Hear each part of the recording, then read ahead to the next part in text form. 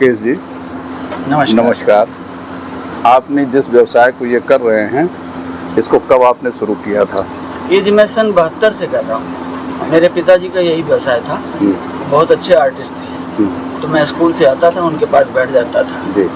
और फिर मेरी माताजी ने मुझे एक बार एक प्रोत्साहन दिया कि तुम सुंदर लिखो, अच्छा लिखोगे तो तुमको नंबर ज़्यादा मिलेंगे, फर्स्ट आओगे। वहाँ से मैंने सुंदर लिखना सीखा। मुझको नहीं पता था कि मैं सारी उम्र लिखने का व्यवसाय भी करूँगा। इसी सुंदर लिखने के व्यवसाय से मेरा पूरा जीवन व्यतीत हो गया। मेरे पूरे परिवार ने सब कुछ पाया और मेरा ख्याल है कि लिखना, कहीं भी लिखना हो, कुछ भी आदमी लिखता है वो अपनी तकदीर लिखता है। हिंदी में 49 वर्णमाला के अक्षर हैं, इनका चयन लिखना और बोलना ये संसार की सबसे बड़ी कला है। बोलना तो मुझे खैर बहुत अच्छा नहीं आता, बट लिखना आता है। तो लिखने की दुनिया तो वैसे ही बहुत बड़ी है जी। आजकल देखा जाए तो जितने भी हम वेद पुराण ग्रंथ जो भी हैं, किसी भी धर्म, किसी भी जाति के, किसी भी उसके, तो सब किसी ने लिखा ही है जी। और वो जो उन्होंने लिखा उनका अपना कोई रिसर्च है। जैसे आपका रिसर्च है इस क्षेत्र में, आपका इस क्षेत्र में बहुत बड़ा नाम भी है, लोग आपको बहुत तरीके से जानते भी हैं। हमारे पिताजी ने हम तीनों भाइयों के नाम भी ऋषि मुनि योगी रखे थे। मेरा नाम ऋषि है। बचपन में मुझे बड़ा अजीब सा लगता था, अब मुझे पता लगा ऋषियों का काम ही है लिखना और खोजना। तो ऋषि से राकेश कब बने? राकेश जो है वो ऑन पेपर, जैसे घर में प्यार का नाम अलग होता है और स्कूल में कॉलेज में नाम घर वाले दूसरा रख देते हैं। तो राकेश नाम बड़े चंद लोगों को पता है। अमूमन ज़्यादातर 98% जो लोग हैं वो मुझे ऋषि के नाम से ही जानते हैं। अच्छा। वैसे राकेश की भी तो परिभाषा अच्छी ही है। चंद्रमा है शांत जी। और जो है प्रेम का प्रतीक भी है। बिल्कुल है। मुझे संसार में सबसे प्रेम है, हर जीव से प्रेम है। और बल्कि अगर कोई आदमी, कोई व्यक्ति मेरी कोई कमी बताता है, मुझे उससे और ज़्यादा प्रेम हो जाता है। ये मेरा मार्गदर्शक है। ऐसे ही इसी दौरान, इसी जीवन की दिनचर्या में पंडित विनोद मिश्रा जी मेरे जीवन में आए। उन्होंने मेरी बहुत सारी कमियां बताई, उन्होंने मेरा मार्गदर्शन किया। मैं उनको बड़े हृदय से नमन भी करता हूँ, प्रेम भी करता हूँ। उनका बहुत आभार है, ईश्वर उनको दीर्घायु रखे। विनोद मिश्रा जी के साथ मिलने के बाद मेरा मन करता था मैं कुछ नया करूं और जो मैंने किया वो देखते थे। तो विनोद मिश्रा जी मेरे को प्रोत्साहन भी देते थे और प्रोत्साहित करते थे और अच्छा करो। लेकिन ऐसा लगता है कि गिव एंड टेक तो दोनों तरफ से हुआ है, कुछ आपसे भी तो मुझे मिला है। अब ये ईश्वर जाने। नहीं, ये ईश्वर ने जाने, ये हम जाने, क्योंकि ईश्वर तो जानते ही है, ईश्वर ने तो मिलाया है। लेकिन हम भी जानते हैं कि आपने मुझे कहाँ किस जगह आपने धक्का मारा है और क्या चीज़ें बताई हैं। देखिए, एक दूसरे के साथ सहयोग से ही आदमी आगे बढ़ सकता है। मैं तो सुदामा की जगह हूँ और सुदामा से उन्होंने मुझे सुदामापुरी बना दिया है। और भविष्य में मैंने एक प्लानिंग की, मेरा एक अपना NGO है, प्रयास सामाजिक संस्था के नाम से। उसमें मैं बच्चों को निःशुल्क ड्राइंग और पेंटिंग सिखाता भी हूँ। अगर कोई ऐसा बच्चा आ जाता है जिसके पास कॉपी किताब मटेरियल नहीं है तो भी हम देने की इच्छा रखते हैं। कम से कम अभी तक पिछले 50 सालों में हमारे यहाँ से 200 लोग drawing, painting, hand writing, photography, ये फोटो हाथ से बनाना, ये सब काम सीख करके गए हैं। उनका परिवार उसी से चल रहा है, उसी से उनकी रोजी रोटी चल रही है।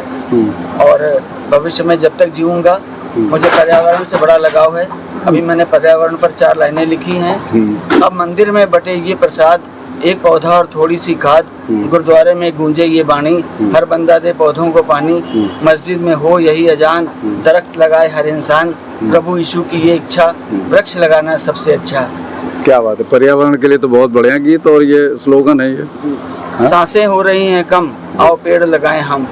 मैंने अभी थोड़े दिन पहले ये मन बनाया है कि मैं जीवन दान तो समाज के लिए कर रहा हूँ, मरने के बाद देहदान भी करूँगा, ताकि मेरे मरने पे 7 मन लकड़ी जो बर्बाद होगी वो भी बच जाए। हाँ जी। हम पेड़ थे छायादार, जमाने के काम आए, जब हम सूखने लगे तो जलाने के काम आए। हाँ, ठीक बात। अभिमानी सही है। अभिमानी विजय कपूर जी ने जड़ी बूटियों की एक वाटिका बनाई है दादा नगर स्टेट में। और जो व्यक्ति मेरी ये वाणी सुन रहे हो, मैं सबको प्रोत्साहित करना चाहता हूँ कि आप सब लोग चाहे खुशी हो गम हो, जब आपका मन करे पौधा जरूर लगाएं। एक पेड़ कंपलसरी लगाएं, महीने भर में एक पेड़ लगाना कोई बड़ी बात नहीं है, जहाँ इच्छा हो वहाँ लगाएं। आप पैसा नहीं खर्च करना चाहते तो आपके घर में जो भी फल आता है उसके बीज निकलते हैं, आम की गुठली निकलती, जामुन की गुठली निकलती है, नींबू के बीज निकलते हैं, यही इकट्ठे कर लीजिए, फूल इकट्ठे कर लीजिए, इनको जाके पार्क में छिड़क दीजिए, रिसाइकलिंग हो जाएगी। बिल्कुल सही है जी। तो मेरी ये बहुत इच्छा है कि आप सब लोग हरे भरे रहें, और ये तभी हो पाएगा जब हम प्रकृति का दामन पकड़े रहेंगे। देखिए, चीजों को जानते तो लोग हैं जी, ठीक है, लेकिन फिर भी उनको जनाने वाले लोगों की जरूरत होती है जी, जगाना तो पड़ेगा ही, ठीक है, क्योंकि वो अपने दिनचर्या में इतने बिजी हैं कि वो अनकॉन्शियस बिहेवियर का लगभग जीवन चलता रहता है लोगों का।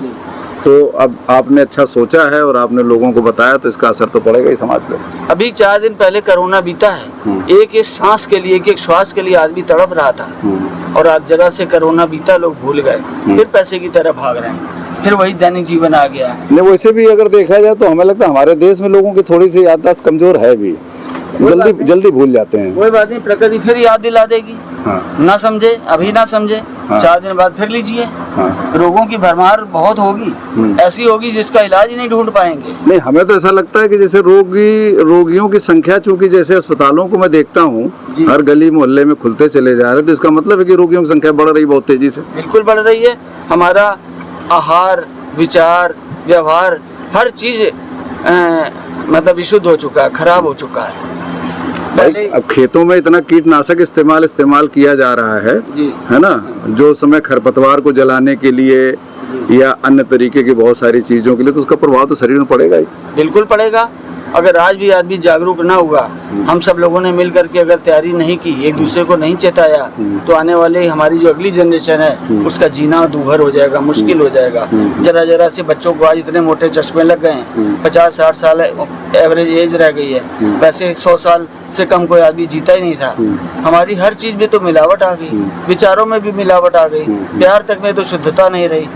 वृद्धाश्रम क्यों खोलने पड़े? ये हमारे हिंदू सनातन धर्म के लिए लानत है। बिल्कुल, ये तो एक ऐसी गलत परंपरा पड़ गई है जिसकी न्यू लोगों ने डाल दी है, मजबूरी में डाली गई होगी। ये कहीं न कहीं घरों में जो विघटन है, जो परिस्थितियां खराब हैं पारिवारिक, उसी का परिणाम है ये। और क्या कहेंगे आप इसको? जुर्रत कहाँ की पूछ सके बागवां से हम, किस जुर्म की सजा है निकाले गए गुलिस्तान से हम।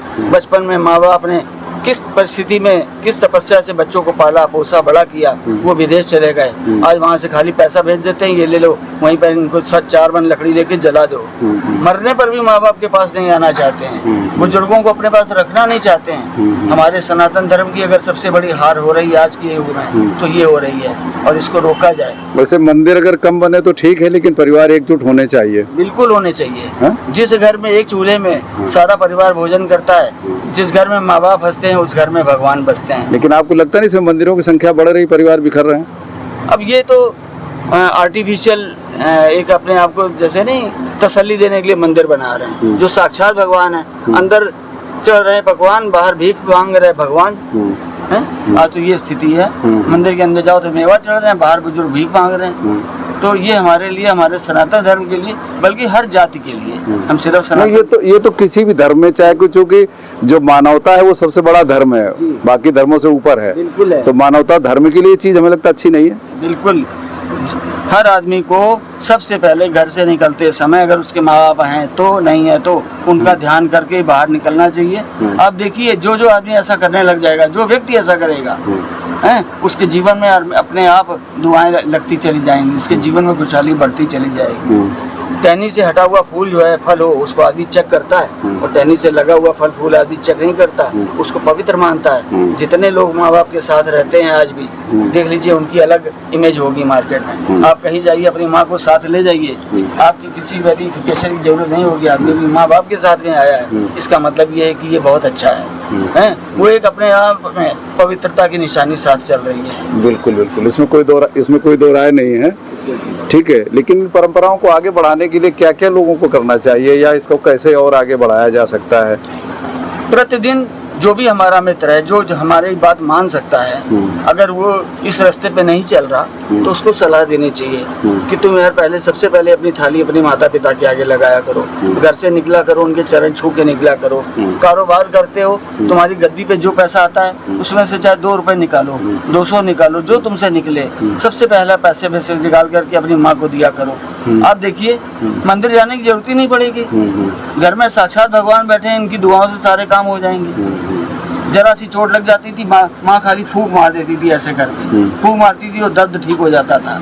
आज भी ऐसा होता है, चाहे जितना सर में दर्द हो, अगर आपने माँ की गोद में सिर रख लिया और माँ ने ऐसे हाथ फेर दिया, 15 मिनट बाद आपको रिलैक्स महसूस होगा। हमें तो एक बात आपने याद दिला दी जी कि जब हम छोटे थे और हम प्रायः बीमार हो जाया करते थे जी तो हमारे गांव में एक जंगू वैद्य होते थे जी और 4 बुजुर्ग महिलाएं थी, जिसमें एक को बड़ी अम्मा कहते थे, एक को मोटी चाची कहते थे, एक को नानी कहते थे, एक को दाई कहते थे। जी और इन लोगों को सूचना पहुंच जाती थी, जी उनका अपना इंटेलिजेंस सिस्टम मजबूत था जी और वो लोग जिसको जैसी खबर जाती थी वो लोग अपनी व्यवस्था करके वो लोग जी आती थी। जी तो वो चाहे 2 पेड़े लेके आए, नहीं खोया शक्कर लेके आए, वो खिला देती थी, हाथ फेर देती थी और उसके बाद हम ठीक होना शुरू हो जाते थे। जी वही जंगू वैद्य का हाल था जी कि वो 1 पुड़िया 2 पुड़िया लेके आया, उन्होंने शहद में लगा के चटा दिया, थोड़ी देर बाद ठीक होने लगे। तो ये तो हम जी के आए हैं पीछे। अब क्या है कि माँ बाप भी उसी की श्रेणी में शायद पहुँच रहे हैं, चूँकि जो आज जो गुजर रहे हैं वही माँ बाप बनेंगे ना, है ना। तो वो भी अपने बच्चों को वही संस्कार दे रहे हैं, चलो डॉक्टर के पास। बिल्कुल बिल्कुल है जी तो अब ये परिवर्तन तो हुआ ही है। बिल्कुल हुआ। क्या कहेंगे इसमें आप? जब मैंने जीवन जीना शुरू किया था, जब मैंने आंखें खोली, जब मुझे समाज की पहचान मेरी माताजी ने कराई, उस समय मेरे जीवन में हमारे मित्र आए मदन मोहन पांडे, अन्नू भैया, गोविंदपुरी स्टेशन रोड के ऊपर। उनका आज की डेट में फोटोग्राफी का काम है, बहुत विशाल के नाम से काम है और विशाल हृदय के व्यक्ति भी हैं। कल मैं उनसे मिला भी था। अच्छा, बहुत सज्जन आदमी हैं और मुझे उनके बारे में और क्या तारीफ करूं, आप खुद मिल के आए हैं। मैं 1 घंटे करीब 1.5 घंटे बैठा उनके पास में। उन्होंने हमको आगे बढ़ाने में तन मन धन सब कुछ लगा दिया। विद्यालय में श्री वीरेंद्र सिंह सेगर जी हमारे गुरु जी रहे, उन्होंने हमको जीना सिखाया। उन्होंने हमारे जीवन में जो माँ बाप कर सकते हैं वो किया। श्री वेदानंद त्रिपाठी जी, चाचा नेहरू के पूर्व प्रधानाचार्य जी, उन्होंने हमारा मार्गदर्शन किया, उन्होंने हमको तन मन धन से हमारा साथ दिया। आज भी ये लोग दे रहे हैं। मैं अपने जीवन में जब किसी मोड़ पर आकर के रुक जाता हूँ, कोई रास्ता नहीं सूझता है, तो ये लोग मेरा मार्गदर्शन करते हैं जी। और उसी प्रकार आपने भी मेरा सहयोग किया है। हम ईश्वर से प्रार्थना करेंगे आपकी यूनिट, आपका सारा परिवार ऐसे सदा खुश रहे, निरोगी रहे। इन्हीं शब्दों के साथ मैं अपनी वाणी को विराम देता हूँ। ये थे हमारे राकेश अरोड़ा जी, अरोड़ा आर्ट के मालिक, इस व्यवस्था को चलाने वाले। बहुत सारे लोगों को इन्होंने बहुत आगे बढ़ाया है, बहुत लोगों को सिखाया है, चलाया है, बताया है, ठीक है। और आज भी ये क्रम इनका चल ही रहा है। चलिए ठीक है राकेश जी, आपको बहुत बहुत बधाई, शुभकामनाएं। आप बहुत अच्छे व्यक्तित्व के स्वामी हैं, इसके लिए मतलब क्या क्या हमारे पास शब्द नहीं है। ठीक।